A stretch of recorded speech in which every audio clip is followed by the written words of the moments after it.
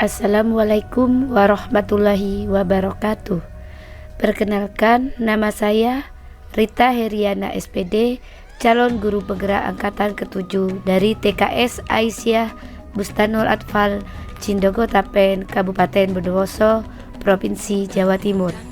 Video kali ini saya akan memaparkan koneksi antara materi, kesimpulan, dan refleksi.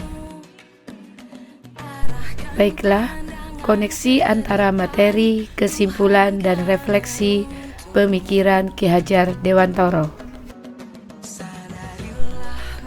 Sebelum mempelajari konsep pemikiran Ki Hajar Dewantoro, yang biasanya terjadi adalah murid dijadikan media pengulangan transfer ilmu, di mana murid diminta menghafal, bukan mengeksplor dan menganalisis secara kritis materi yang dipelajarinya.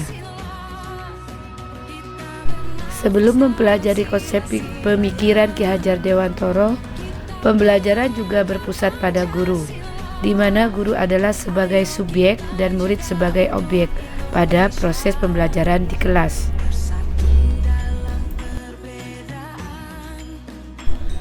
Setelah saya mempelajari pemikiran Ki Hajar Dewantoro, ada 4 poin yang bisa saya pahami, yaitu pendidikan menuntun, pendidikan merdeka belajar, pendidikan budi pekerti, pendidikan kodrat alam, dan kodrat zaman. Setelah saya mempelajari pemikiran Ki Hajar Dewantoro, menuntun siswa sesuai dengan kodratnya sebagai seorang pendidik, saya menyadari bahwa setiap anak mempunyai kodrat yang berbeda-beda, yang tentunya memiliki bakat, minat yang beragam. Dan tugas guru dalam pemikiran Ki Hajar Dewantoro adalah menuntun anak agar dapat mengembangkan bakat, minat, serta segala potensi yang ada pada anak, sehingga anak dapat mencapai tujuannya dan mencapai kebahagiaan yang setingginya dalam kehidupan bermasyarakat nantinya. Setelah saya mempelajari pemikiran Ki Hajar Dewantoro, poin penting juga pendidikan merdeka belajar, di mana dalam pendidikan merdeka belajar adalah pendidikan yang menghamba kepada anak didik. Pendidikan yang sesuai dengan karakteristik siswa akan memberi rasa nyaman bagi anak didik dalam belajar. Setiap anak juga memiliki gaya serta metode yang berbeda dalam belajar tentunya. Ada yang belajarnya melalui visual, audio visual, gerak, dan bahkan juga bisa melalui bermain.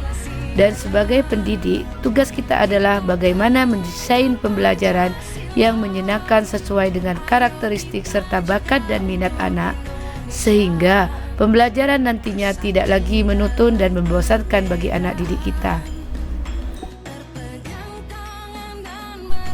Selanjutnya, pendidikan tentang budi pekerti. Budi pekerti adalah kemampuan kodrat manusia atau individu yang berkaitan dengan bagian biologis dan berperan menentukan karakter seseorang. Pada saat ini, pendidikan budi pekerti perlu ditanamkan, mengingat pada abad 21 ini adalah semua informasi serba digital, sehingga sebagai filternya kita sebagai pendidik tetap menerapkan pendidikan budi pekerti di sekolah, yang dilanjutkan dalam pendidikan di lingkungan keluarganya di rumah, sehingga diharapkan nanti laku menebalkan budi pekerti bisa berjalan selaras dengan era perkembangan zaman saat ini. Penerapan untuk mewujudkan pendidikan Ki Hajar Dewantoro. Yang ke-1, mendesain pembelajaran yang berfokus pada anak didik, sehingga anak dapat lebih berpikir kreatif dan inovatif, di mana pembelajaran berfokus pada anak merdeka dalam belajar.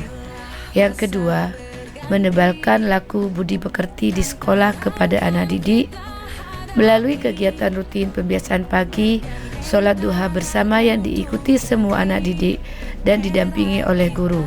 Selanjutnya, menebalkan laku budi pekerti lingkungan sosial di sekitar dengan cara berbagi dengan orang yang membutuhkan uluran tangan kita melalui kegiatan bakti sosial, yaitu berbagi sembako. Penerapan untuk mewujudkan pendidikan Ki Hajar Dewantara melalui Merdeka Belajar. Merdeka belajar adalah merdeka bermain, karena melalui kegiatan bermain mereka belajar. Merdeka belajar pendidikan yang berpusat pada anak didik. Bagaimana anak itu menjadi hal yang terpenting dalam proses pendidikan, sehingga anak dapat mencapai kebahagiaan yang setinggi-tingginya. Penerapan untuk pendidikan Ki Hajar Dewantara, yaitu melalui kodrat alam, mengajak anak didik untuk belajar dengan merdeka di alam bebas pembelajaran outing class, yang tentunya anak dapat mengenal lingkungan alam sekitarnya. Terlebih dahulu kita bisa mengenalkan melalui wisata lokal yang ada di daerah terdekat dengan sekolah kita. Pembelajaran dengan kodrat zaman. Saya terus memperbarui bagaimana mendesain pembelajaran sesuai dengan perkembangan zaman saat ini, sehingga anak dapat belajar sesuai dengan zamannya. Guru penggerak memimpin perubahan. Saya, Rita Heriana SPD, calon guru penggerak angkatan ke-7 dari TKS Aisyah Bustanul Atfal, Cindogo Tapen, Kabupaten Bondowoso, Provinsi Jawa Timur.